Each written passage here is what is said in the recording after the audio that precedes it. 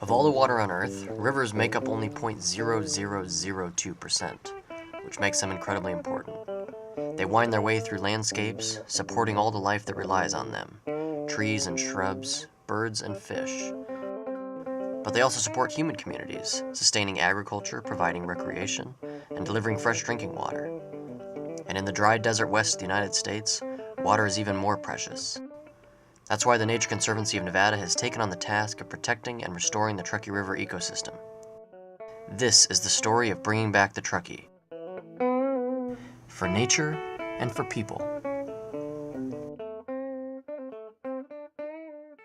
This is a huge project for the Nature Conservancy, and in Nevada this is the largest undertaking in our 25, 30 years of existence. This is the biggest thing we've ever done. We're glad that they're working with the tribes and restoring the river to its natural ways here. The Truckee River was named for Chief Truckee, leader of the Pyramid Lake Paiutes when European settlers first arrived. The river originates at Lake Tahoe and cascades down the eastern slope of the Sierra Nevada, winding its way northeastward through Reno and Sparks on a 116-mile journey that culminates at Pyramid Lake. The Nature Conservancy's Truckee River project spans the entire watershed, with the goal of protecting as much of the river as possible. In the upper watershed, acquiring and safeguarding land is an effective way to preserve the health of the river, water quality, and critical wildlife habitat. To date, the Nature Conservancy has protected 7 miles of the Truckee River corridor spanning the Nevada and California state border. But on the lower river, degraded conditions make it necessary to not only protect land, but to actually restore it. This is how the Truckee looks now to us, but can you imagine what it must have looked like to John C. Fremont and the other early travelers that came through here from European origins? This was described as a place that was virtually impassable because of the willow thickets. They could see that there were hundreds of bird species that lived here and thrived on the waters. And the waters were teeming with fish and provided year-round sustenance for the indigenous peoples who lived here. But soon the river changed. The early explorers opened the door for permanent settlers, and the productive floodplains and forests gave way to homes, agriculture, and businesses. Over time, floodwater damaged towns and cities lining the Truckee's banks, and in the 1960s, civil engineers, believing that a straight course would prevent the river from overflowing, created a massive flood control project. It confined the river with concrete banks and levees and removed the natural curves of the Truckee. Though well-intended, channelizing the river had unexpected results. The restricted waters no longer reached the vegetation, and gradually the riparian forest disappeared. The once abundant nesting bird species have thinned dramatically, and the Lahontan cutthroat trout is struggling to survive, as is the native kiwi, which is found nowhere else in the world. With all the damage to the river and its ecosystem, the Nature Conservancy knew something had to be done. The ecosystem of the lower Truckee River is highly degraded from anthropogenic activities over the last several decades, and we're here to basically bring back an ecosystem. What we're trying to do is we're trying to put some of the form back into the river. That shape's important for the wildlife, for the ecology, and for the health of the river. In some ways you can think of a forest like a family. You have many generations of trees in a healthy forest, 5-year-olds, 15-year-olds, 35-year-olds, 80-year-olds. But the forest here at McCarran Ranch and along the lower Truckee River, until recently, only had the grandparents. We haven't had any natural regeneration, natural growth of trees here for over 60 or 70 years.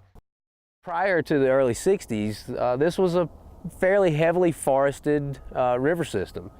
When the trees died off, we lost a large amount of habitat for the bird species that were known to have lived in the area and also used the area as a migration stopover. Another effect of the loss of the trees, the cottonwoods serve to shade the river, which keep water temperatures lower. The native fish that live in this river, Lahontan cutthroat trout is one of them, thrive in a cool water environment. And this used to be a cold water environment. When it was 75 feet wide and you had 100-foot tall cottonwoods on the banks, provided shade. In the middle of August, in the desert, even though it's hot, the water would stay cool. So with a 200-foot wide channel, it's too wide to keep shade on the river. Temperatures are too high for the native fish, and that's one of the reasons that we don't have many fish in this reach of the river today. But with a narrower channel, and as we regenerate the cottonwood forest along the banks, we'll provide that shade, cool down the water temperatures, and that will help bring the fish back. It's amazing what Mother Nature can do on her own, but we want to speed the timeline up a bit faster, jumpstart the recovery process for the river. And if we give it a little start by doing some restoration in the river and along the riparian corridor, it's amazing how fast the area will recover on its own. The Nature Conservancy's goal is to restore 15 miles of the Lower Truckee River, and such a massive undertaking requires many partners. The coalition includes federal, state, and local agencies, local businesses, the Pyramid Lake Paiutes and other local tribes, nonprofits, and private individuals. The first phase of restoration is the Nature Conservancy's historic McCarran Ranch, located about 15 miles downstream of Reno, and then on to nearby stretches of the Truckee owned by partner agencies, including the 102 Ranch, Mustang Ranch, and Lockwood. But even with such an impressive team, transforming an entire ecosystem is hardly an easy task. The existing cottonwood trees must first be dug up, the roots must carefully be bagged and then transported for later replanting.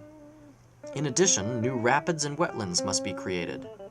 But the most dramatic step is giving the river a new shape, requiring an army of men and women and a fleet of powerful dirt-moving equipment.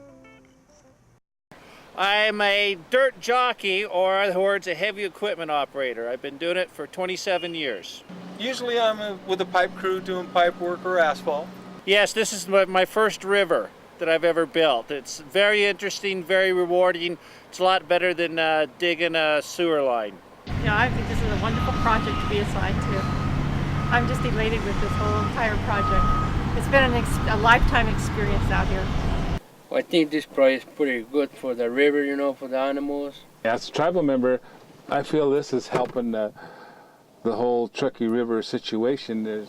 I just hope it continues and works its way down the river towards a reservation so it could improve the whole Truckee River system.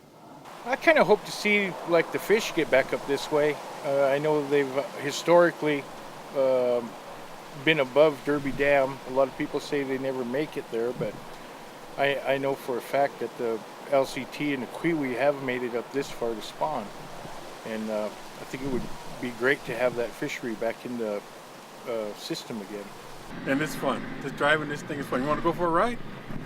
This is what a record of all the loads that we took out of here, that I took out of here today. Now, I couldn't tell you what that is in yardage or pounds or whatever, but there's a lot. We move a lot of dirt in this place. From the air, you can see the existing Truckee River, running relatively straight and wide. The new channel, seen here to the left and under construction, is more narrow and will allow the river to meander, which is the natural course of the Truckee. Returning the bend to the river will create conditions necessary for the ecosystem to recover. Furthermore, during floods, the river can spill over its banks onto the adjacent floodplains, with little or no damage to the surrounding land. This map shows roughly 2.5 miles of the Truckee River at the Nature Conservancy's McCarran Ranch. The river actually right now is flowing this direction through this course, and next week the water will be turned into that meander and will follow this course, and the area that's now the existing river will be turned into a backwater wetland. In spite of all the planning and research, creating a new shape for the river is hardly an exact science, and there is no guarantee that the turning will go as planned. Anytime you work in a river system, especially a very dynamic river system like this, there's always a risk. It's that type of dynamics in the system that's really important for the ecology and important for like the riparian forest and a lot of the other plant life and things that grow here. We're almost ready. In a couple of days, we're going to turn all of the flow into this channel, and this channel is going to become alive. You'll see the water will start to have riffles and pools, and it'll be a place that'll start to be colonized with insects and fish and other things. So right now is kind of a tense moment. There's a lot of anxiety, but also there's a lot of anticipation. The logistics of getting to this point have been remarkable, overwhelming almost, and so it's a real culmination to be able to stand here a few days before we're turning the water into the new meander. And we've made it this far. We have a few more days to go, and we'll all be sleeping a lot better once we're successful in getting the river turned into this new meander. And finally, the day arrives to remove the rock plug and turn the river.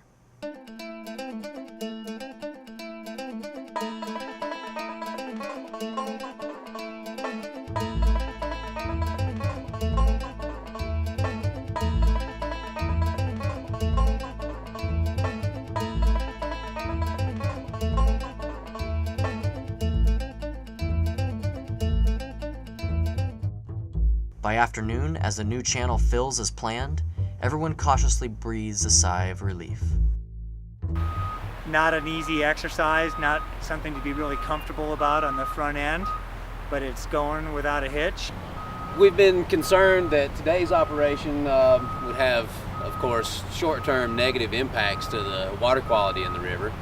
And we have generated some disturbances in the river today, but we're very pleased that these have been kept to a minimal. The operation is going very smoothly, and we're feeling really good about the way the operation is going today. You can see that the velocity in the old channel is a little greater than the velocity in the new channel. What that means is that when this river was straightened, it reduced the length of the river but increased the slope. So the river flows at a little faster velocity in that channel. As we put the meanders back into it, it flattens the slope, and thereby it reduces the velocity of the water. The lessons learned in this project are helping to develop tools that can be used on a larger scale. The Truckee is not alone in its degraded condition. I started to notice in how poor the condition was of a lot of the rivers around the West, and as I started studying it, I got to learn that they were about 80% of the rivers in the West had been highly impacted, or the ecology had been destroyed. And so I took a real interest in that because I had a personal interest in rivers, in that it was a place where I always went to recreate. Like, you know, if I was going to go fishing, if I was going to go boating, whitewater boating, kayaking, canoeing. When you do that, you start to, one, learn a love for the river, but two, then also you start to notice how many rivers have actually been impacted negatively. But just how do you come up with a design to restore a river? Not surprisingly, it requires a diverse team of scientists, each with unique skills, tools, and training.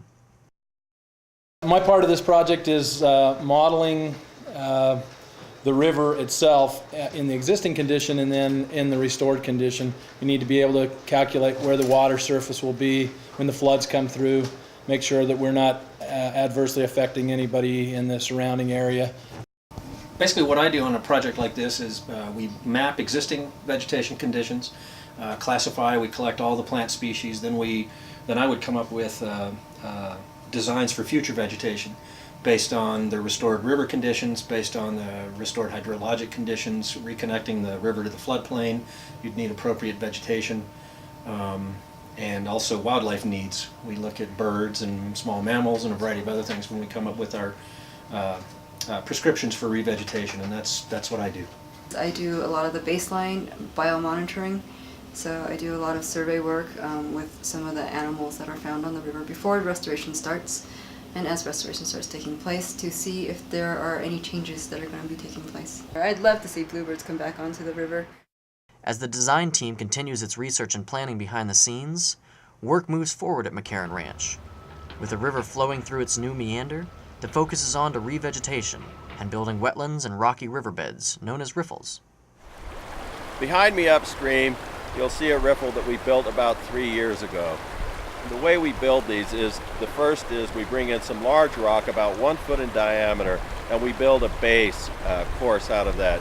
Then we bring in some larger boulders. They would be very similar to the boulders that roll off of this hillside here. These could be as big as 3 to 4 feet in diameter, and we'll place those in clusters out on the riffle, and you see the finished one behind me. What makes the riffle good for fishing is a couple of things. One, it's an area that you have probably pretty good oxygen in the water because it stirs up the water. The other is that it adds a lot of structure and places for the fish to hide and get out of the current. and then they usually ambush their prey from behind a rock or something like that. The other thing is that in these riffles, they provide a lot of structure for a lot of different insect and invertebrate life, which is food for fish. So the riffles are the most productive parts of the river. These riffles are a key element to the whole project, and especially the revegetation. What they do is actually back up the river, elevate the groundwater table, and create an environment where the plants we have in the ground are able to access groundwater and survive and thrive. Prior to the restoration efforts, this was probably at best a seasonal wetland. It probably had water when the river was at its highest flows during the early spring, and the rest of the year was dry. It is now, due to the elevating of the groundwater and the in-stream riffle structures, it is now a permanent wetland and probably varies anywhere from 7 feet deep to 2.5, 3 feet deep, depending on the time of year. But it permanently holds water and is supporting a whole gauntlet of wetland species. Over the course of the restoration project, 11 wetlands are built, and more than 56,000 tons of rock are retrieved from floodplains upstream and put back into the river at McCarran Ranch to make 18 riffles. Well, there's a lot of commotion. This is a little bit of a paradox when we're really trying to restore nature and bring back the birds and the solitude. And in the short run, we just have a lot of construction equipment running around, dumping rocks and making a mess. And I have to say, I'm looking forward to the day a few weeks from now when the last construction vehicle pulls out of here and the revegetation crews come in and start the planting, and we'll just come out here and enjoy the quiet, and enjoy the new wetlands, and think about all the fish that are smiling underneath all of our riffles. The construction efforts make way for bringing back the native forest. More than 3,000 cottonwoods and willows and tens of thousands of shrubs and grasses will be planted to bring back the native species. These revegetation efforts began nearly 3 years before the construction of the new meander, as part of a pilot project undertaken by the Nature Conservancy to test and improve restoration methods. Okay, right over here you'll see some trees that we are really happy with. These here were poles that were planted 3 years ago. They were approximately 2 inches in diameter, 4 to 6.5 feet tall when we initially planted them, and now it must be 25 feet tall. We augered in holes and put in the stump so it was down into permanently wet soil, wrapped them to protect them from the beavers, and have had extremely good success. This is a technique we'll be using extensively in future restoration efforts. Just 3 years ago, this site we're standing on looked just like the new meander project does right now. In another 3 years, the new meander will look just like this. And hopefully 10 years from now, we'll not even be able to stand here. There'll be so much vegetation, it'll be impassable and impenetrable.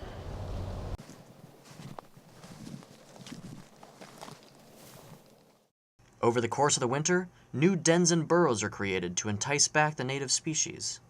Part of what we're trying to do out here at McCarran Ranch is create a lot of habitat for different types of animals. But we're working on a limited budget, so we have to make use of what we can. And one of the things that we've been able to get is we've had a few people donate some pipe to us. And the animals that will use these could be a variety of different things. You could see everything from small rodents like pack rats and other things to snakes, hibernaculum for snakes, a place where they can hibernate. We made a wooden structure that's going to go on the ground at the bottom of the tunnel. What snakes do in the wintertime, they come into these dens underground. Again, it's a more stable temperature underground, so this is what they like. So to mimic that, we've put in a structure, a wooden structure, that creates a little crevice for snakes to crawl into. And hopefully they can get the right humidity and temperature. What we have in this excavation is a series of half pipes that we have cut. It's corrugated ADS pipe that is put in here to, what they're to do is mimic burrows. Burrowing owls, even though they're called burrowing owls, they don't construct their own burrows. What they do is use existing burrows from things like badgers or sometimes gophers or prairie dogs.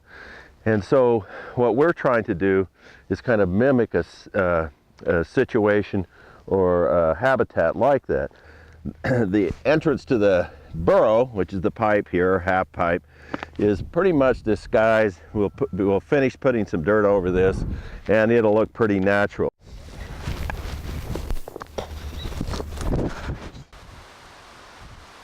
By the time spring rolls around, the new landscape along the stretch of the Truckee River looks much different. Animals that haven't been seen in years are now returning, native plants are growing, and the ecosystem is beginning to thrive on its own. We're out here trying to see what we can find as far as plants and animals that have colonized some of our habitat that we've created. You can see these small little trees that are growing. These are all cottonwood seedlings. This is what we call wiregrass. This is a dragonfly larva, and all that's left is the outer case where they metamorphose and turn into, this is the larval stage, and they turn it into an adult dragonfly. This is what they call a gopher snake, and these are common out here, and they're a really interesting snake because what they do is mimic a rattlesnake. It really doesn't, it's not poisonous. It really doesn't have teeth that would hurt you. It would try to bite you, but it wouldn't hurt you. But what they do is they put up a defense to make you think they're a rattlesnake. I mean, they'll hiss, and their hissing will sound like a rattling. They'll coil up like a rattlesnake, like they're gonna strike. They even puff up their head. So they're a really interesting snake. You can see big trees in the background, big cottonwood trees. And here in the foreground, you can see something that's called tall whitetop. And believe it or not, when I first came here, that tall whitetop spread all the way to those big trees. Its roots just block out everything else that's there. So you have a landscape of old tall trees and tall whitetop.